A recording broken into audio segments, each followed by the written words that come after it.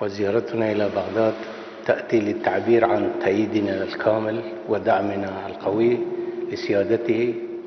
دوای سەردانەکەی بارزانی بۆ بەغدا لە ئێستادا فەرمانبەران و موچەخۆرانی هەرێم لە هەموو کات زیاتر لە چاوەڕوانی ئەوەدان جارێکی دیکە بەشە بودجەی هەرێم لە بەغداوە ڕەوانەی هەرێم بکرێت و پاشە کەوتکردن نەمێنێت و کێشەی دواکەوتنی موچەکانیان چارەسەر بکرێت. بەڵام لە دوای هاتنەوەی بارزانی لە بەغدا لە ئێستادا چەندین لێدوانی جیاواز لەسەر شێوازی ڕێکەوتنەکەی هەرێم و بەغدا بڵاو دەکرێتەوە و بە چەندین ئاڕاستی جیاواز قسەی لەبارەوە دەکرێت. سعد حەدیسی وتەبێژی حکوومەتی عێراق بە NRT ڕاگەیاند لە چەند ڕۆژی داهاتوودا شاندێکی هەولێر و بەغدا کۆ دەبنەوە و کێشەی ناردنی بەشە بودجەی هەرێم چارەسەر دەکرێت. ئەوەشی ئاشکرا کرد چاوەڕوان دەکرێت شاندێکی هەرێم سەردانی بەغدا بکە، بەڵام کاتەکەی دیاری نەکرد. هەروەها باسیشی لە سەردانی شاندێکی پسپۆر لە بەغداوە بۆ هەرێمی کوردستان کرد. هاوکات ئەندامێکی لیژنەی دارایی لە پەرلەمانی عێراق بە NRT ڕاگەیاند بە پێی ڕێکەوتنی نێوان هەرێم و بەغدا مانگانە بەغدا تەواوی موچەی فەرمانبەرانی هەرێم دەنێرێ کە بڕەکەی لە نێوان 700 بۆ 900 ملیار دیناردایە. ئاماژەی بۆش کرد ڕێکەوتنەکە لە چوارچێوەی یاسای بودجەی ساڵی 2017 عێراقدا ڕێک دەخرێت. لەلایەکی دیکەشەوە هەندێک زانیاری نافەرمی کە پەرلەمانتەرانی کورد لە بەغدا باسی دەکەن تا کۆتایی ئەم ساڵ بەغدا بە 3 سلفە بڕێک پارە دەنێرێت بۆ هەرێمی کوردستان. لە ساڵی نوێژدا ڕێکەوتنێکی نوێی نەوت دەخرێتە یاسای بودجەوە. ئەو کاتە مانگانە بڕەپارەی پێویست دەنێرێت بۆ هەرێم بەرامبەر ئەو نەوتەیکە لە ڕێی عێراقەوە دەفرۆشرێت.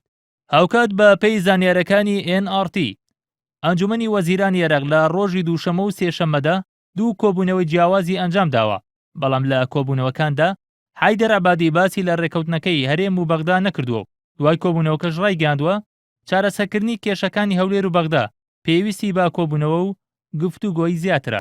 نرغب بشكل جاد في تذليل كل العقبات.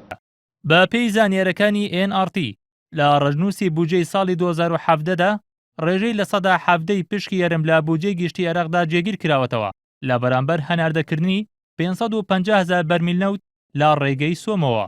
بەڵام تا ئێستا ڕەژنووسەکان نەگەیشتۆتە پەرلەمان. هاوکات لە 2 ساڵی ڕابردووشدا بە هەمان شێوە لە یاسای بودجەدا پشکی لە 170 بۆ هەرێم جێگیر کرابوو لە بەرامبەر ئەو بڕانەوتەدا، بەڵام جێبەجێ نەکرا و بەغدا و هەولێریش یەکتریان تۆمەتبار کرد.